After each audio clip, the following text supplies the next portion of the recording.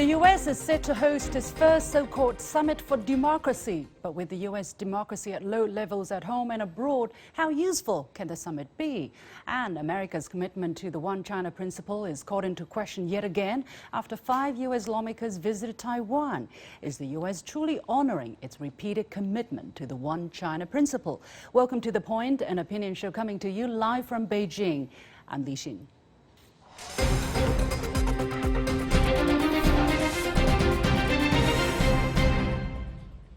With the so-called Summit for Democracy, promote democracy or divide the world?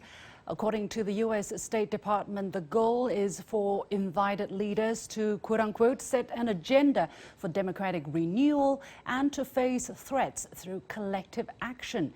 The invitation list has been released and much attention has been focused on who's invited and who's not. However, what qualifies America to make the call for so-called democratic renewal? How can any one country judge who is democratic and who's not? How democratic is the summit when half of the world are not invited? Joining me today for the discussion from New Orleans is Liu Yawei, Director of the China Program at the Carter Center. From Beijing, Mr. Yang Shiyu, Senior Fellow at the China Institute of International Studies. And from Philadelphia, the U.S., Nathan Mahboubi, Research Scholar at the University of Pennsylvania Center for the Study of Contemporary China. Gentlemen, welcome to The Point. Chinese State Council and Foreign Minister Wang Yi said last Friday that democracy should not be privatized, labeled and politicized. He said the United States, by determining which countries are democratic and which ones are not, merely based on its own preferences, is in fact seeking supremacy and instigating division. If countries could only gauge their democracy by U.S. standards alone, it is, as a matter of fact, a betrayal of democratic spirit and much less true democracy. So, Mr. Liu, let me go to you first. How do you look at the U.S. action of handpicking some leaders to talk about democracy and not the others? Thanks for that question. I think democracy, just like market economy, it's not any country's business to say which country is democratic or not. There's a huge set of standards to define which country is democratic or which economy is market economy. As you mentioned in your opening remark, what qualifies the U.S. as the country that is making all these selections. I think U.S. is self-appointed. It's a superpower. It issued the invitation, but once the invitation list is made public, certainly there are countries that are more democratic than others, so it's not just the democratic standards that are involved. There are also strategic consideration. There are also the U.S.-China rivalry into the consideration. So it's a very complex issue. Again, I want to echo that U.S., no country asks U.S. to define whether this is democratic or not, but many countries feel it's honored to be chosen to participate in the summit. Mr. Yang, according to the U.S. State Department, the purpose of hosting the summit is for so-called democratic renewal and to tackle the greatest threats faced by democracies today through collective action. How do you view this purpose? Do you think spreading the one person, one vote Western-style democracy is the key to solving the greatest threats that mankind is faced with? Not at all. Actually, you mentioned the key phrase, say, selective action. Actually, it seems to me that the so-called summit for democracy is actually the summit for American diplomacy. Just like the operator of this department, they operate the summit not for democracy, but for U.S. foreign policy. They said collective action.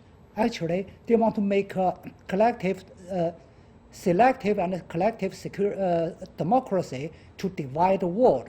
As we have known, by setting up the collective security system in the U.S. since the Cold War era, the world has been divided by the so-called collective security system. Some countries are member of the system and the others are non-member. And such a system actually stirred the strategic stabilities and stressed peace for decades. And now U.S. launched a new campaign for the so-called collective and selective democracy. They want to forge a coalition in the world to divide the world with the member of the system and the non-member of the system. And the member of the system is designed to serve for American diplomacy rather than the global democracy. Mr. Mahboubi, countries which have given their people great freedom and choice have not necessarily been Western-style democracies such as China, and there is not a single country which I can think of that has actually achieved great prosperity and development by adopting a Western-style democracy. So is the so-called democratic renewal really the key to better governance at home and internationally?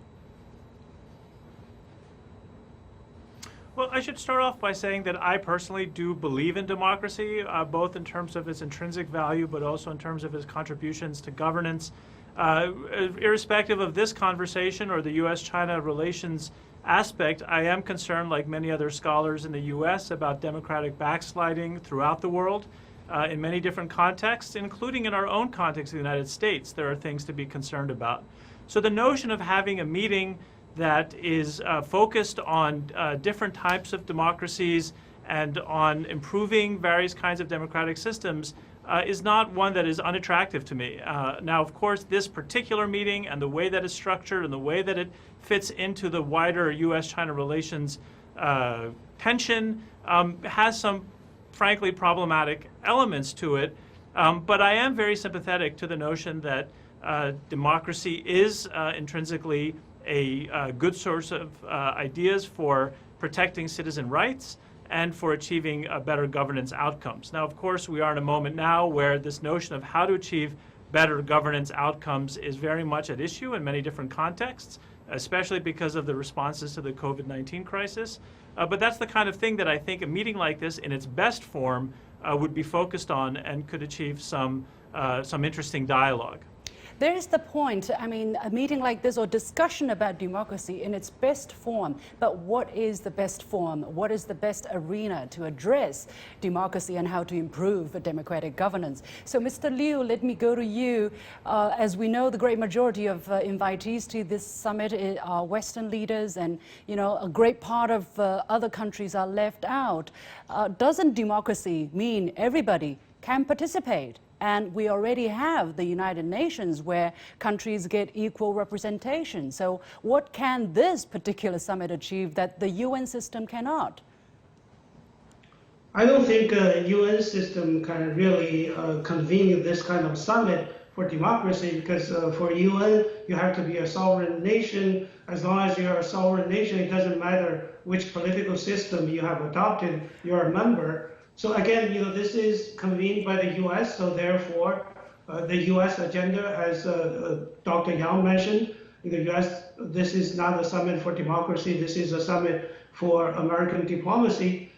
So I think each and every country is entitled to convene its own type of meetings, and China is also entitled to convene its meeting to discuss, you know, what political system works fine for example, fighting climate change or fighting COVID. You know, the fact that this meeting is virtual says a lot about, you know, the current global challenges that we are all facing. So your question is a good one. My answer to that, the point is, you know, each and every country can convene its own meeting, and we hope other countries can do the same and to debate which system is more efficient and better. Mr. Yang, let me ask for your reaction to this. Is China objecting to a meeting to talk about democracy, or is China objecting to this kind of divisive, exclusive attempts to say, okay, we are going to talk among ourselves how to promote democracy, but we are not going to, you know, have everybody as part of the discussion and have their opinions and views heard? Well, let me put it this way. China has been always open to discuss, exchange the views and the policies about democracy, simply because Chinese ruling party, the Chinese Communist Party, has been pursuing for the democracy which fit to China's basic situation of the state. And for China's belief, democracy as a common value of the human being, composed by quite a varied types, forms of democracy. Just like human beings' language is composed by thousands of types of languages, not single languages. So that's why up to now, for 2,000 years history, there's no one single definition about the, democracy.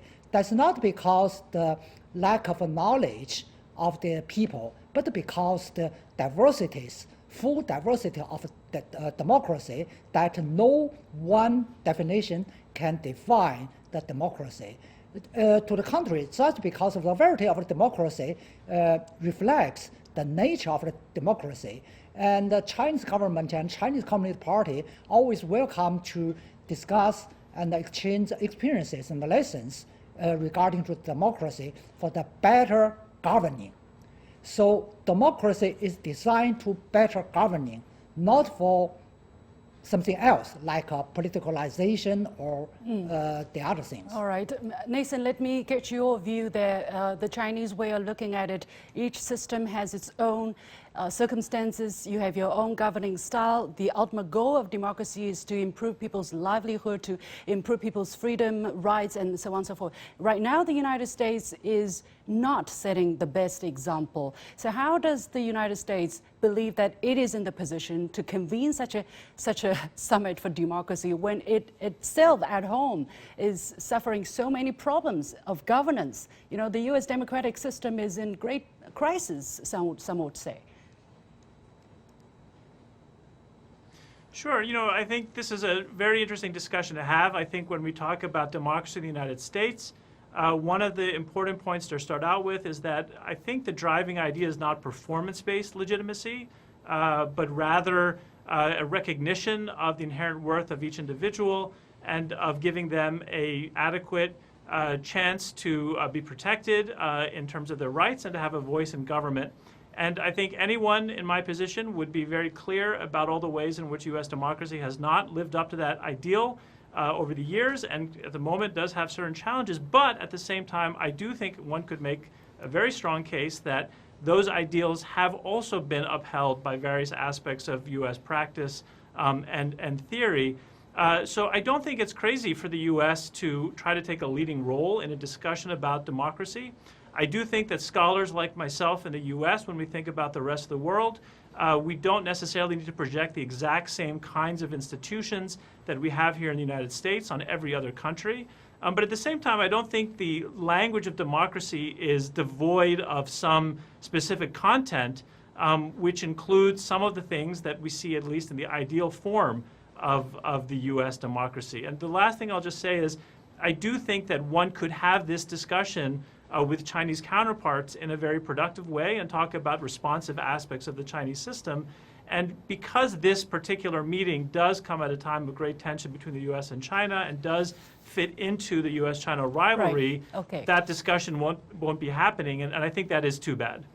Final question to Mr. Liu, and please keep it short. I mean, while we're having this discussion, let's not forget what happened in Afghanistan, for instance. For years, for decades, the United States tried to set up a Western-style democracy in Afghanistan, and we are seeing what is happening now. And now the United States is withholding funding to fund the Afghan government to help them tide over this very difficult winter that is witnessing a humanitarian disaster looming. So what kind of example is the United States doing this at the same time while they're calling for countries to talk about democracy?